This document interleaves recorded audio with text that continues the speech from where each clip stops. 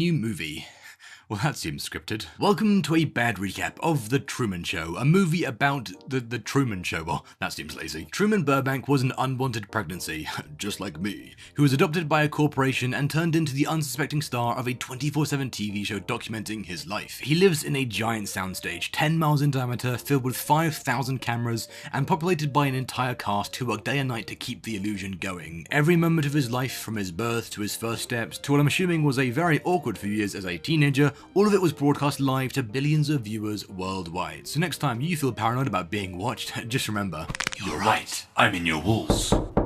Anyway, one morning Truman is heading to work when a UFO crashes right next to him. A UFO, of course, standing for Unidentified Falling Object. It appears to be a studio light used to mimic a star in the night sky. Yes, I'm being serious. And so is the light. Truman's car radio explains it away as just an incident with a plane overhead, so he continues his day in his fictional world completely oblivious. He gets pulled aside by a pair of twins who small talk while positioning him right next to a billboard. Oh, such egregious advertisements. Have these producers no shame? There would have been an ad break here, but my videos keep getting copyright claimed. Truman is an insurance salesman, which I'm sure is very exciting for the viewers. Today his boss tells him to cross the bay and close a deal, but upon reaching the dock he freezes in fear, staring at a sunken ship. Okay, a sunken boat. He turns around and abandons his job, something I wish I could do, but my boss won't let me. I hate being self-employed. Okay, so far this episode of The Truman Show has been very boring. I have no idea why it has billions of fans.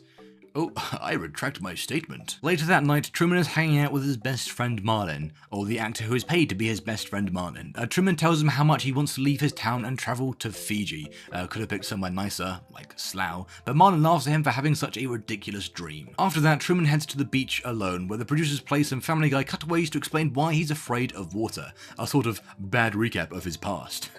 As a child, Truman had the desire to explore the world, which was very bad for the show. You know, if they just let him wander free, he may accidentally discover France. This would make Truman depressed and ruin the program. So the actor who played Truman's dad was written off the show by drowning him in front of his son, cementing in Truman a fear of the ocean, or thalassophobia. I actually gave myself thalassophobia, but not by drowning my dad. He wasn't up for it. Nope, I just played Subnautica once.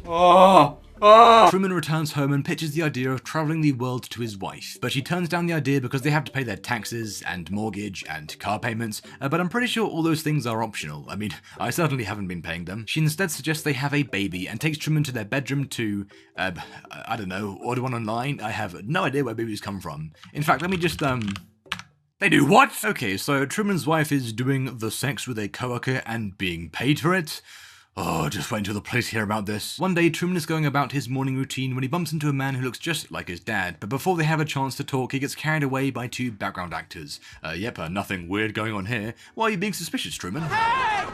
Stop the bus! Truman is left in the middle of the road, wondering what on earth he just witnessed, and what the dog doing? He goes to see his mother to make sense of what he just saw. I guess that when you're the main character, going to work is optional. She explains it away as just some illusion and tells him that she also sees her late husband from time to time, like, oh, don't worry son, I too am schizophrenic. Later in his basement, Truman goes through a memory box to look at pictures of his father. Okay, he looks completely different. How do you recognize him? He also picks up a red jumper that triggers a flashback about the girl who it belonged to. She was meant to be just a background actor, but caught Truman's eye while they're at school together. This led to the producers working hard to keep them separated, allowing Truman to fall in love with his intended state-mandated wife. Seems like a lot of effort for an extra. They could have just fired her, or had her hit by a car to make Truman scared of driving. Eventually, he manages to talk to her before the producers can intervene, and they make their way to the beach where she whistleblows on the entire operation. She tells Truman everything about how his life is fake before someone claiming to be her dad arrives and takes her away, telling Truman she's caught some seasonal schizophrenia, so he's taking her far, far away to Fiji, which explains why Truman wants to go there so bad. It doesn't explain why he wants to take his wife with him though. Also, Fiji? Really? Is that the best they could come up with? They could have picked somewhere fake like Narnia or the Netherlands, or even somewhere really difficult to reach like the moon. They could borrow the set from the US government. But yeah, Truman watches as the girl of his dreams that he only spoke to once is driven away and never seen again. Oh, is that her watching the show in the present day? I thought they would have killed her. The next day, Truman's car radio accidentally taps into the production walkie-talkies, and he has a precise description of his current location. This freaks him out, and he starts to take notice of all the weird things going on around him, and how his town seems to revolve around his life. He tries to catch whoever is watching him off guard by quickly entering a random building, where behind a lift he sees an active snack station that is quickly concealed. This cements his paranoia, so visits Marlin, who tries to ease his mind, and they both end up skipping work to drink beer. Oh, this could be us, but you're not unemployed. That evening, Truman is looking through a photo album when he notices his wife's fingers were crossed during their wedding, indicating she was lying about marrying him. Because of this, the next morning he follows her to work at the hospital, and wow, that is quite an extensive set. Perhaps they were planning a crossover? Do you have hair in your special place? He watches some very confused actors pretend to begin surgery, but he has no idea they're faking. I mean, who would? No one knows how hospitals work, they're magic. He then decides to leave everything behind and finally go to Fiji. He first goes to a travel agency which is filled with posters to discourage him, and wow, a plane getting struck by lightning, oh shiver me timbers. Why didn't they just fake 9/11 like the real life CIA did? The lady can't get him a flight to Fiji. Computer says 9. So instead he boards a bus to Chicago just to get out of town. On the bus is a little child actor who nearly blows the entire operation by pointing at Truman like a zoo exhibit.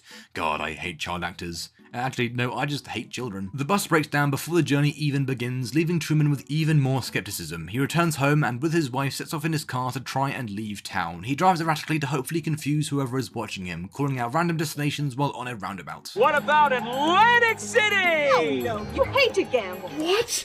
No, dude! Eventually they make it to a bridge at the edge of town, but Truman is too scared to drive across because of the water. Oh, that's a shame. I guess his road trip is going to end sooner than expected. They'll have to turn around and drive home. Wait, is that Freebird? They make it across the bridge, but a sudden forest fire sweeps across the road. Oh, look at that fire. Truman's gonna have to lift here. He doesn't seem to be lifting. After the fire is ignored, the producers create a nuclear meltdown to block off the roads and trap Truman. This time he seems to believe the natural disaster until a traffic officer addresses him by his name. You're welcome, Truman. Why did you say that name? He gets tackled by a group of extras and taken back home, where he starts to argue with his wife. He claims she's part of the conspiracy and that she doesn't actually love him, but she's just like, hey, that's not true, man. To cheer him up, she does an ad read for some new cocoa drink. This is something that happens often in the show, with cast members sneakily advertising to the viewers right in Truman's face. Just truly despicable and lame. Have these producers no shame?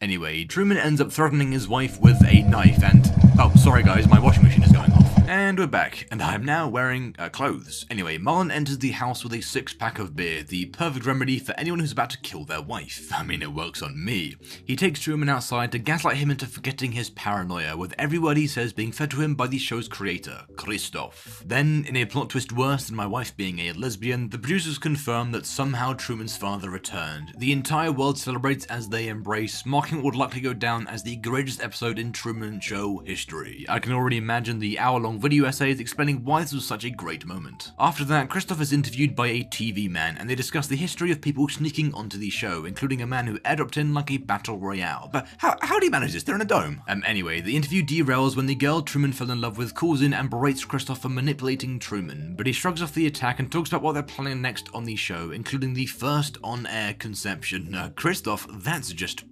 Billions of people worldwide are going to tune in to watch their childhood hero lay down some mad pipe. That's not weird at all. Truman then seems to go back to his regular old self, not showing any signs of paranoia. Wait, is that a pencil sharpener camera? Oh, Christoph, you've gone mad with power. The only different thing he's doing is sleeping in the basement because his wife left him. It's never explicitly stated why she left him, but my theory is that it's because he threatened her with a knife. Leave your theories in the comments below. One night, the production crew is suspicious that he's somehow snuck away from their constant surveillance, so they send over Marlon to check. Oh, I wish I had friends who'd come wake me up at 4 AM with beer. Marlon makes the shocking discovery that Truman has somehow tunneled his way out of his basement and is nowhere to be found. And after nearly 30 years of 24/7 coverage, for the first time ever, the Truman Show is taken offline. Shut it off, Otto! Shut it off! They begin an island-wide search for the star of their show, but even with the entire cast on the lookout, nobody can find him. So to aid their search, Christoph decides to trigger the sunrise in the middle of the night. I guess he's completely given up on maintaining the illusion. Eventually they find him, out in the ocean, conquering his fears, sailing towards freedom. You may be asking how he learned how to sail? The producers decide to cook up a terrifying storm to hopefully scare him back to land. They restart transmission and the entire world watches as Truman battles the aquatic forces of nature. Well, technically not nature, but you get it. But the indomitable Truman spirit is too powerful and he fights the storm with everything he has, prepared to die on live TV. Eventually, Christoph ceases the storm, allowing Truman to sail to the end of his world. He collides with the edge of the dome and approaches a staircase leading to an exit. The whole world watches, using cameras powers that just exist, I guess, and Christoph talks to Truman as an echoing voice from the clouds. He tells him of the dangers in the real world and urges him to stay where he can remain safe and continue to be an inspiration to billions. Everyone is glued to their TVs, waiting to see what Truman decides. In the end, he takes a graceful bow and steps out into the darkness, claiming his freedom. And the show ends. Great show. I enjoyed the part where Truman kept day drinking instead of going to his job, and my favourite character was easily Pluto the dog, because it was funny when he tried to eat Truman. The entire world celebrates the ending of their favourite show, but ultimately decides to move on to the next big thing, probably Lego Ninjago. Wait a minute, I'm still black. And the movie ends. Great movie. I enjoyed the part where Truman tried to kill his wife, and my favourite character was easily Man in Bathtub, because he seemed to spend his entire life in his bath watching the show. Real. But yeah, if you enjoyed this recap, be sure to leave a like, subscribe and hit that bell so you don't miss the next one. Thank you ever so much for watching.